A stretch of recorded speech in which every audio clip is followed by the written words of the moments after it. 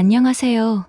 저는 어릴 때부터 행복한 가정에서 자라지 못했어요. 술을 좋아하시는 아버지 때문에 하루라도 조용히 넘어가는 날이 저에게는 가장 행복한 날일 정도였거든요. 그래서 저의 어릴 적 꿈은 선생님이나 대통령이 아닌 행복한 가정을 만드는 게 꿈이었어요. 그런데 그 행복한 가정을 만든다는 게 이렇게 어려울 거라고 생각을 못했네요. 아버지와는 반대인 남자를 만난다면 엄마와 같은 인생을 살지 않을 거라고 생각을 했었는데 그게 아니었거든요. 아버지처럼 술 문제를 일으키지 않았을 뿐이지 여자 문제로 저를 힘들게 했기 때문이었죠. 그래서 저는 오늘 저희 아버지보다 더 최악이었던 제 남편에 대해서 이야기를 해보려고 해요. 남편은 조용한 성격을 가지고 있는 척을 하지만 자신과 친한 사람과 함께라면 전혀 다른 모습을 보여주던 사람이었어요. 저 역시 처음에는 차분하고 조용해 보이는 게 멋스럽게 보여서 만남을 가졌던 거였는데 나중에 조금 친해지고 나서 본 모습을 보게 된 거였죠. 그래도 술을 잘 먹지 못해서 술자리만 좋아할 뿐 술 문제를 일으키지 않는다는 거 하나만으로도 저에게는 장점으로 보였어요. 그래서 남편이 결혼하자고 했을 때 고민 없이 결혼을 했던 거였죠. 그렇지만 결혼 생활은 제가 생각했던 것과는 전혀 달랐어요. 결혼한 지 얼마 안 되었을 즈음에 남편이 잘 다니던 회사를 그만두겠다고 한 거였거든요. 나도 이번에 가게 한번 운영해서 진철이처럼 돈 좀 벌어보려고. 진철이도 2년 운영해서 집 사고 차도 사고 그랬대. 한 번도 경험 없었던 가게를 한다는 말에 여러 번 말려봤지만 아무런 소용이 없었어요. 오히려 경주마처럼 더 폭주하고 목표를 향해 달려가고 싶은 욕망만 드러낼 뿐이었죠. 결국 어쩔 수 없이 허락하면서도 불안한 마음에 남편한테 신신당부를 했어요. 절대 사람 말만 믿지 말고 행동하라고요. 그런데 제 말도 믿지 않던 남편은 다른 사람의 말은 잘 믿더라고요. 그래서 시작도 하기 전에 된통 사기를 당해버렸어요. 인테리어 업자가 돈 달라고 할 때마다 돈을 주더니 결국 업자가 돈을 먹고 날라버렸거든요. 결국 마무리되지 못한 인테리어 때문에 오픈 날짜는 뒤로 미루어졌어요. 이대로 업자만 기다리다가는 영영 오픈을 못할 것 같아서 결국은 제 돈까지 더해서 다른 업자에게 인테리어를 맡겼죠. 겨우겨우 인테리어를 끝내고 오픈은 하게 되었지만 생각보다 사람들이 많이 안 찾아와서인지 매출은 기대 이하였어요. 그런데도 남편은 아직 오픈 초창기이고 마케팅을 하지 않아서 사람들이 모르는 거라고 우기더라고요. 싸우기 싫어서 아무 말 안 했어요. 이미 오픈 준비하면서 진절이 나게 싸웠던 터라 더 이상 말도 섞기 싫었거든요. 제가 신경 쓰지 않아서인지는 몰라도 이후로는 생각보다 장사가 잘 되기 시작했어요. 매일매일 가져다 주는 돈이 커서인지 남편 콧대도 많이 올라가기는 했는데 돈 벌어오는 거니까 남편의 의기양양한 모습은 그냥 넘어가 줬었죠. 하지만 돈을 벌어오는 것만큼 남편의 퇴근 시간도 점점 늦어지기 시작했어요.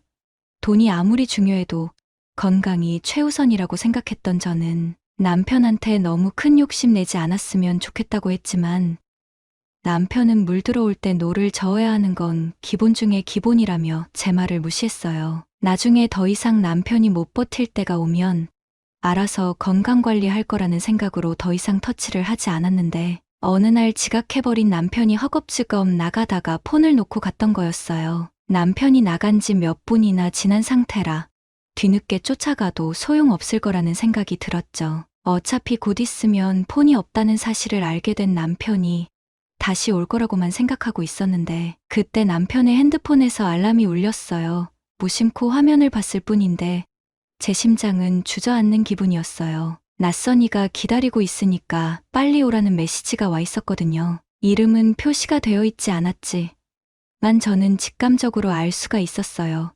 상대방이 여자라는 것을요. 바빠서 그만 폰을 두고 갔네.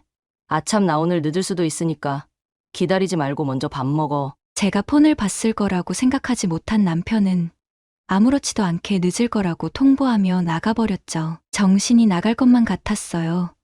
비록 나하고는 잘 맞지 않는 사람이기는 해도 이런 배신을 할 사람은 아니라고 생각했거든요. 하지만 몰랐으면 몰랐지 알아버린 이상 누구랑 불륜을 하고 있는지는 알아봐야겠다는 생각으로 남편한테 모른 척하고 이것저것 알아봤어요. 꼼꼼하지 않은 성격인 걸 아는데도 남편은 불륜하면서도 양심에 찔렸는지 철두철미하게 불륜에 관한 정보를 숨겨놓았더라고요. 번호는 달달 외우고 다니는 건지 저장 자체가 안 되어 있었고 카톡도 어떻게 수정을 했는지 이름 표시가 점으로 된 사람이 여러 명인데다가 프로필까지 아무런 표시가 없으니까 제가 직접 연락해보지 않는 이상 알 수 있는 건 하나도 없었죠. 결국 전 남편 가게로도 몰래 찾아가 봤어요. 하지만 얻은 건 하나도 없었고 오히려 남편이 제가 뒷조사를 하고 있다는 것을 알아버렸죠. 웃긴 건 이후의 남편 행동이었어요. 마치 명분이라도 생겼다는 듯이 저한테 이해나 오해를 풀기보단 다짜고짜 이혼을 하자고 했거든요. 거기서 깨달았죠. 내가 예상했던 게 맞았다는 것을요. 그래서 남편한테 물어봤어요. 대체 어떤 사람을 만났길래 단시간 내에 이렇게 사람이 바뀔 수 있냐고요. 만나긴 누굴 만나? 나 만나는 사람 아무도 없어. 자기 혼자 이상한 생각을 하고 있는 거 아니야? 끝까지 오리발을 내미는 남편이었지만 정작 제가 할 수 있는 건 아무것도 없더라고요. 증거라도 있으면 그것을 근거로 뭐라고 할 수 있겠는데 증거는커녕 이제는 남편이 다 알아버린 상태다 보니까 앞으로의 증거는 더 찾기 어려워졌으니 제 입장에서는 최악 중에 최악이었던 거였죠. 하지만 제가 아무리 버틴다 해도 남편까지 집에서 나가버리니까 더 할 수 있는 게 없었어요. 심증은 있는데 증거가 하나도 없다는 이유로 이렇게 이혼을 해야 하나 싶은 생각 때문에 너무나 억울했지만 시간은 남편의 편이었는지 저는 점점 지쳐갔어요. 아니 나중에는 그냥 남편이건 이혼이건 다 신경 쓰고 싶지 않고 빨리 이 상황을 끝내고만 싶었어요. 그런데 거의 포기를 해갔을 무렵에 생각지도 못한 여자한테서 연락이 왔어요. 영욱 오빠 와이프 되시는 분이죠. 저 영욱 오빠 만나던 사람인데요. 지금 증거 없어서 소송 못하고 있다면서요. 그 증거 제가 드릴 테니까 대신에 저 좀 도와주세요. 처음엔 잘못 전화한 줄 알았어요. 상간녀가 저한테 연락할 이유도 없었고 거기다가 증거도 준다고 하는 게 이해가 안 되었던 거였죠. 거기다가 도와달라는 소리는 왜 하는 건지 어느 하나도 종잡을 게 없어서 잘못 건 게 아닐까 싶었는데 또 생각해보니까 남편 이름은 맞더라고요. 그래서 좀 더 이야기를 이어가게 되면서 제가 몰랐던 사실도 하나씩 알게 되었어요. 저는 그동안 남편이 한 명의 상간녀만 만나고 있는 줄 알았었는데 알고 보니까 한 명이 아니라 두 명이 더 있던 거였어요. 그러니까 남편이 만나는 여자가 총 3명이었던 거였죠. 그제야 남편의 카톡에 있던 점으로만 표시된 사람들이 이해가 됐어요. 그리고 상간녀가 저한테 도움을 요청하게 된 건 자신도 저처럼 피해를 입었기 때문이라고 했어요. 무슨 피해를 입었다길래 나한테까지 도움을 요청하나 싶어서 계속 들어봤죠. 저보고 먼저 이혼하면 결혼해준다고 했었는데 글쎄 딴 여자가 임신했다고 저보고 이해를 하라는 거예요. 무슨 상황인지는 이제 알겠는데 대체 나를 뭘로 생각하길래 나한테 억울하다고 하소연하는 건지 이해가 안 되었지만 저런 머리를 가지고 있으니까 남편이 쉽게 만나고 이용했다는 생각도 들더라고요. 그래도 증거를 주겠다는데 저는 모르는 척 상간녀와 만남을 약속하고 그렇게 일주일 동안 매일 같이 만나면서 정보를 받게 되었어요. 보니까 상간녀도 다른 여자가 있다는 것을 이미 알고는 있었지만 그래도 결혼은 자기하고 한다고 해서 믿고 기다리기는 했는데 혹시 몰라서 남편하고 통화했던 것도 녹음하고 카톡도 전부 다 캡처를 해놓았더라고요. 또 남편 몰래 남편이 만나는 여자들 정보까지 얻어낸 상태라서 수월하게 증거를 수집할 수가 있었어요. 다 모아놓은 정보를 보고 나니까 왠지 모르게 억울한 마음이 풀리는 것 같았어요. 변호사분도 이 정도면 넘치고도 남는 거라서 아무런 문제가 없다고 하길래 저는 남편을 포함한 상간녀 전부를 소송 진행했어요. 언니 이러는 경우가 어딨어요? 아무리 분풀이를 하고 싶어도 그렇지. 최소한 저한테는 이러면 안 되는 거 아니에요?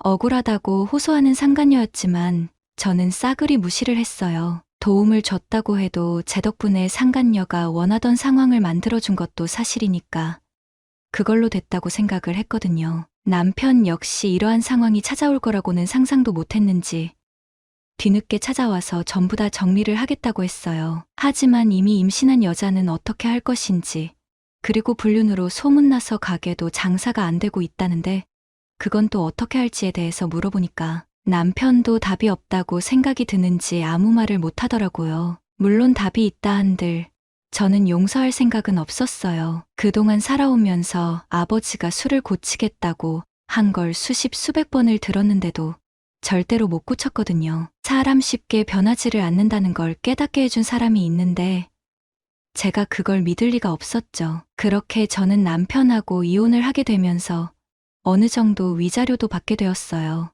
뭐 상간녀도 한 명이 아니라 3명이나 돼서 생각지도 못한 금액을 받긴 했지만 이 정도에서 끝낸 걸 다행이라는 생각을 하네요. 아무것도 없이 이혼을 당했으면 지금 생각해도 너무나 억울해서 병이 생길 것 같으니까요.